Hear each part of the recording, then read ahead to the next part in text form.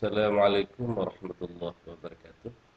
Bapak Ibu yang saya hormati, izinkan saya pada kesempatan ini untuk menyampaikan dan mempresentasikan tugas pelatihan digital class yang diselenggarakan oleh Simolek bekerjasama dengan Kementerian Pendidikan dan Kebudayaan Republik Indonesia.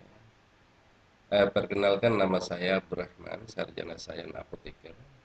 Institusi tempat saya mengajar adalah SMK Kesehatan Dinas Husada Bangkalan dengan kelompok 6.1. Pada kesempatan pelatihan ini saya mencoba untuk membuat akun guru dengan username bernama Mr. Rahman dengan email gantengyanas 99@yahoo.com, dan tampilan akun pada saat kami membuat akun guru ini adalah seperti pada yang terlihat pada monitor. Pada saat ada penugasan untuk membentuk dan membuat kelas maya, Bapak Ibu sekalian, bahwa nama kelas yang kami buat adalah Teknologi Laboratorium Didik dengan kode grup CR3PYG. Teknologi Laboratorium Didik ini adalah salah satu kompetensi keahlian yang ada di SMK Kesehatan Dinas Husada Bangkalan di samping farmasi dan keperawatan. Tampilan grup coach pada saat kita membuat nama kelas Teknologi Laboratorium Didik adalah seperti ini, dan ini nanti akan diberikan kepada para peserta didik yang akan mengikuti kelas maya. Di samping itu, pada kesempatan itu pula kami telah membuat kelas yang lain, yaitu kelas 12B dengan kode grup G3 VTMV dengan tampilan seperti ini. Dengan tampilan seperti ini pada saat kita melihat kelas 12B. Di sini akan ada terlihat ada member, ada nama kelas, dan ada beberapa grup yang ada di Edmodo. Bapak Ibu sekalian, kalau kita lihat pada kelas Teknologi Laboratorium Didik, maka pada dashboard atau tampilannya itu akan tampil menu atau fitur yang berisi anggota. Nah, kebetulan di sini anggotanya 7. Ya, pada kelas ini juga kita ada menu yang berisi tugas, kuis, dan polling. Ada beberapa di samping kiri ini adalah nama-nama grup yang bisa kita buat dan telah kita buat. Khusus untuk kelas 12B yang telah kita buat pada kelas maya sebelumnya juga, maka di situ kelihatan bahwa jumlah member adalah 23. Jumlah member 23, ada nama kelasnya, dan juga ada di sini akan kelihatan kode grupnya. Nah, kode grupnya ini yang merupakan pintu masuk atau kunci bagi para peserta didik untuk bisa melihat apa yang menjadi tugas atau soal-soal yang mungkin telah kita buat dan harus dikerjakan oleh para peserta didik. Di samping itu, bahwa pada aplikasi itu di situ terdapat menu bahan ajar yang di perpustakaan yang dalam tampilan Edmodo itu disebut dengan library. Pada library ini, maka di situ banyak dokumen-dokumen yang bisa kita isikan atau yang telah kita pakai sebelumnya, sehingga ini bisa kita panggil kembali, bisa kita pakai kembali pada saat kita akan melakukan komunikasi dalam bentuk evaluasi penugasan kepada para peserta didik. Bapak Ibu sekalian, kalau kita buka pada library tadi, itu ada menu yang disebut dengan My Quiz di samping My Assignment.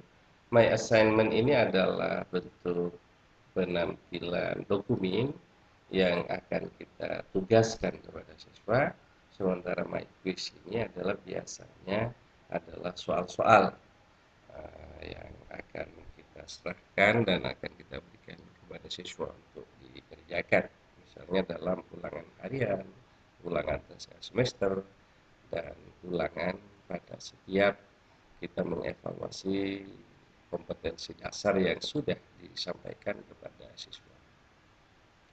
Nah, pada MyQuiz itu banyak sekali di sini beberapa soal yang telah kita buat. Salah satu contohnya adalah yang akan kita coba evaluasikan kepada kelas teknologi laboratorium medik tadi adalah undang-undang dan etika profesi yang kita buat pada 3 November tahun 2016. Bapak Ibu sekalian, bahwa di dalam kita membuat kuis ada beberapa tipe soal. Salah satunya itu adalah tipe multiple choice atau pilihan ganda. Pada kesempatan ini untuk siswa teknologi laboratorium medik, kelas laboratorium medik, bahwa saya mencoba untuk membuat soal dengan judul Undang-Undang Kesehatan dan Etika Profesi. Pada kesempatan ini saya sempat membuat 10 soal. 10 soal, masing-masing soal dia akan punya 5 poin. Untuk 5 soal pertama yang berbahasa Indonesia, tetapi untuk yang 5 soal berikutnya berbahasa Inggris itu mendapat 15 poin. Sehingga 5 kali 5 75, 5 kali 5 25, sementara 15 kali 5 75, sehingga nilai semuanya adalah 100. Tentu pada saat kita sudah men-share soal-soal tersebut, ada aktivitas siswa yang muncul di grup pada saat mereka masuk pada assignment atau quiz yang sudah kita berikan. Tentu ada komentar dan ada pengerjaan tugas. Salah satu contoh yang tampil dalam epodo bahwa komentar, terima kasih atas informasinya Pak, ini dari Angela. Ya, kita sebagai guru tentu harus merespon komentar itu dengan sama-sama anak Angela. Itu adalah salah satu komentar yang muncul pada aktivitas siswa di grup. Aktivitas siswa di grup juga ada pengerjaan kuis. Contoh misalnya pada teknologi laboratorium medik ini, dengan soal 10 kuis yang sudah kita buat, ada 6 yang tune in. Berarti ada 1 yang ada persoalan. Sehingga yang terbaca di sini adalah 6.